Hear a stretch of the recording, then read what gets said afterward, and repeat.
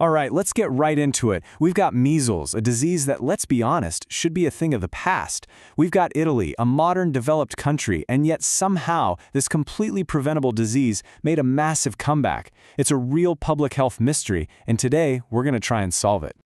Just take a look at this. Between 2005 and 2017, measles cases in Italy went on an absolute roller coaster ride. I mean, it wasn't a slow, steady climb. It was these crazy, dramatic spikes and drops, with this huge peak in 2017. Something weird was definitely happening. But what? And yeah, that's the big question here, isn't it? You have all the advantages of modern science, a proven vaccine. So how did Italy end up in the middle of a major outbreak of a disease that we really should have beaten by now? Okay, so to get to the bottom of this, let's start with the most obvious clues. And you're going to see pretty quickly why the simple answers just don't quite cut it here. I mean, the basic logic seems simple, right? The more people who are vaccinated, the fewer people there are to catch the virus, and it just fizzles out. But the reality? Well, it was a lot messier. Between just 2016 and 2017, cases exploded, jumping by over 5,000. And this was supposedly a reaction to a pretty small 5% drop in vaccination rates from a few years before. The numbers just didn't seem to add up. Now, when epidemiologists try to understand this stuff, they have a standard tool called the SIR model. It's basically a way to track a disease by putting everyone into one of three buckets. You're either susceptible, you're currently infected, or you've recovered and you're now immune. But this is where the plot really thickens. When you look at the actual data, it shows the complete opposite of what you'd expect. Over this whole period, the total number of people who could get measles was actually going down, and the number of people who were immune was going up. So according to that simple SIR model, the outbreaks should have been getting smaller, not bigger. So what does that contradiction tell us? It tells us that to solve this mystery, we have to stop looking just at the virus. We need to look at people, at money, and at the information we all consume. Turns out there was a perfect storm of other forces at play. First, what some people call an infodemic, a flood of misinformation that really took off after a fraudulent and long-since retracted study from 1998 falsely linked the MMR vaccine to autism. That just destroyed public trust. Then you've got financial problems, meaning prevention was often the first thing to get cut, and that created this terrible, vicious cycle. An outbreak happens, you spend all your money fighting it, and now you have no money left to prevent the next one. So, you've got a virus, fake news, and budget cuts. How in the world do you connect all those dots? Well, researchers used a really powerful tool to see how all these puzzle pieces fit together. They built something called a system dynamics model. The best way to think about it is like a flight simulator, but for public health.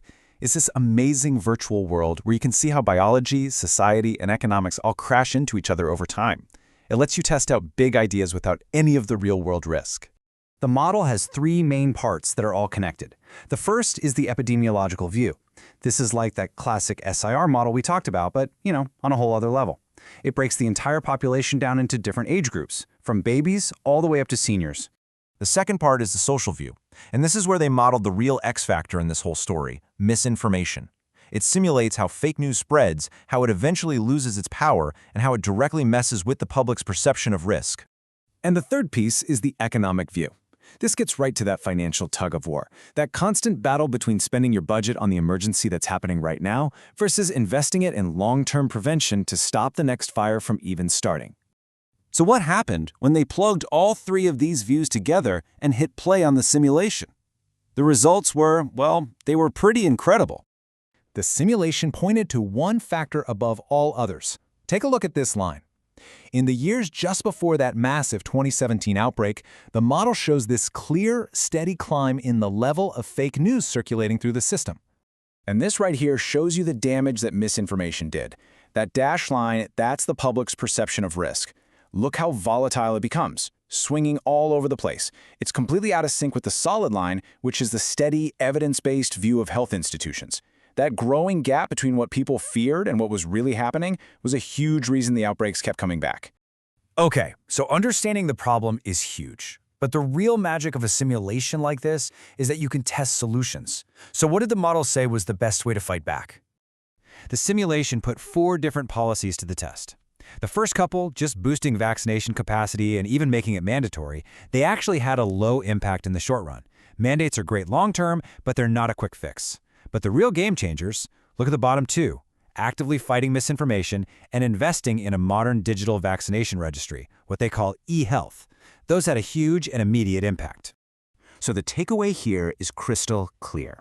While things like mandatory vaccination are definitely powerful tools for the long haul, the simulation showed that the two things that deliver the biggest punch right away and over time are fighting the infodemic and building better, faster data systems.